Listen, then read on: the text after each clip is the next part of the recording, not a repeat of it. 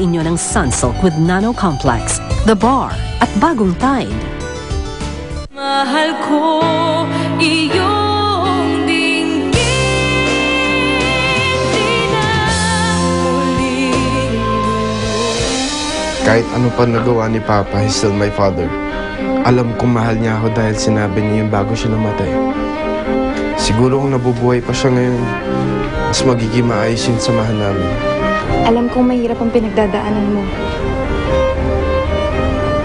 Sana yung presence ko mabigyan ka kahit konting comfort. At saka sana tibayan mong loob mo. Ikaw na lang ang pwedeng sandalan ng mami mo at ni Sam. Alam kong mahirap yun, Monique. Pero sana makaya mo. Kahit malaki ang kasalanan ng papa mo sa akin, pinili ko pa rin siyang patawarin. Mula nung bumalik ka, wala kang ginawa o ginusto. Makita kaming nahihirapan. Kaya alam ko, Eddie, kung may pinamasayang tao man ngayon, dahil sa nangyayari, ikaw lang yun. Anak, alam mo, hindi na natin maibabalik yung mga bagay na nangyari na eh. Wala na tayong magagawa doon. Pero alam mo, kaya pa rin natin patumbahin yung Eddie na yan eh. Kaya natin patumbahin yung babae niya.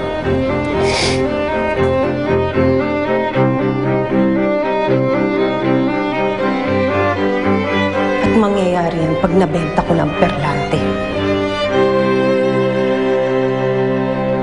Ano? Sinugod at sinubatan ka ni Sig? Ako ang sinisisi niya sa pagkawala ng papa niya. Gina, ako ang biktima dito. Wala siyang alam sa hirap na pinagdaanan ko noon.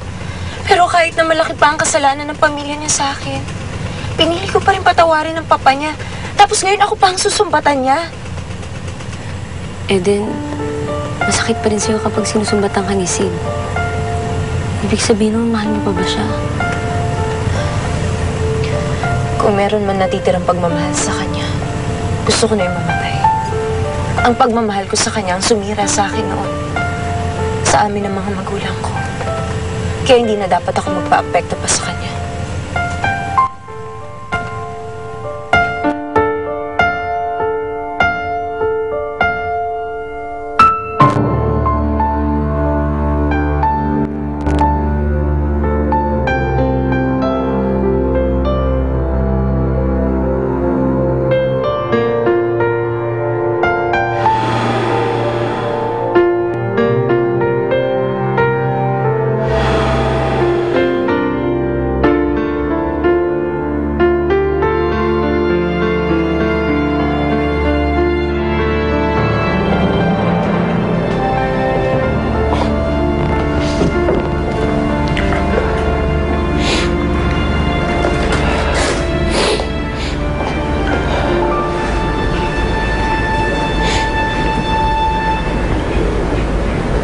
Iniisip mo pa rin ba ang papa mo?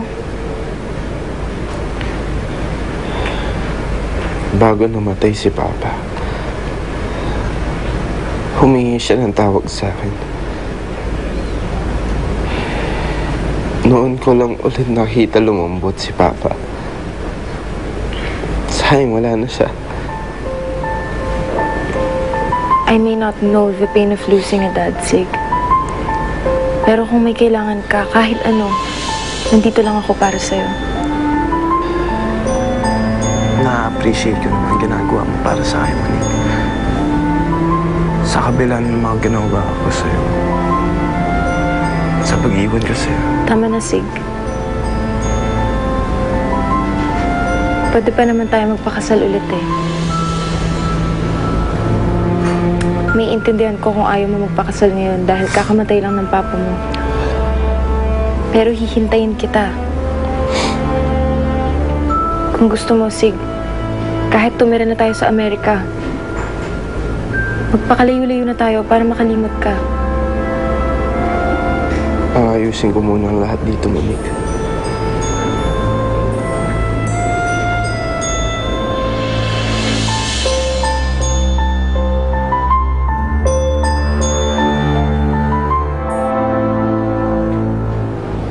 And then, nagbuhos ako ng panahon at pera para matulungan ka. Pero hanggang ngayon, Wala akong nakikitang senyales ng panalo sa mukha mo. Hindi lang ako makapaniwalang nangyari na ang gusto ko, Ramon. Isa na lang ang kulang. Ang perlante. Pag nakuha mo na yon, aalis na tayo.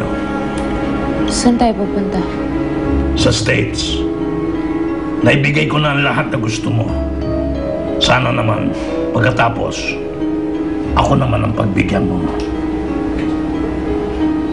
Ihanda mo na ang sarili mo. Naayos ko na ang bentahan ng perlante. Makikita mo na rin uli ang kinang ng perlante.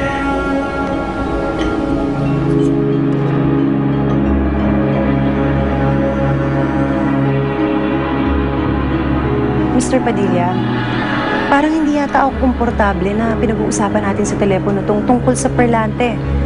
Baka kung maaari, magkita tayo sa personal at pag-usapan natin to. Ganun ba?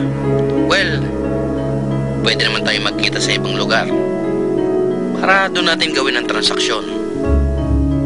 Makakaasa ka, darating ako. Kung pwede sana, ihanda mo na yung halagang pinag-usapan natin.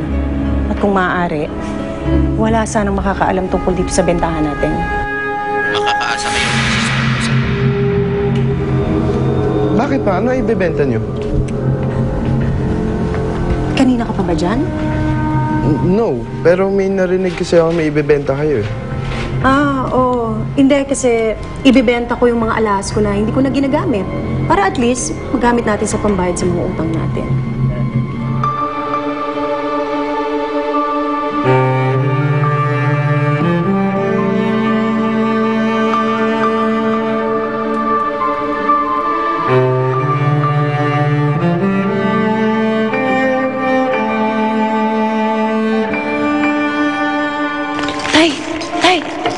Ito po yung perlante, di ba?